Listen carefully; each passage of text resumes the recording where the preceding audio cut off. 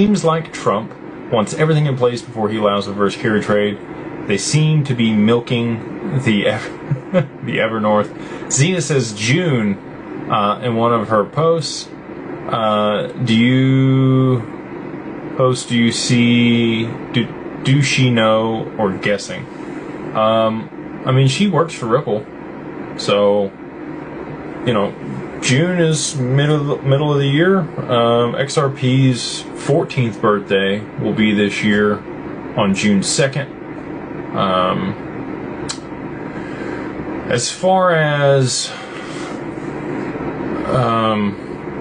putting everything in place before the reverse carry trade, I think that they're going to need to figure out what they're going to do on stablecoin yield.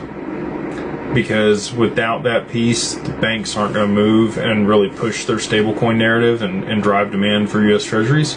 So I think they're probably going to stick with what the banks want.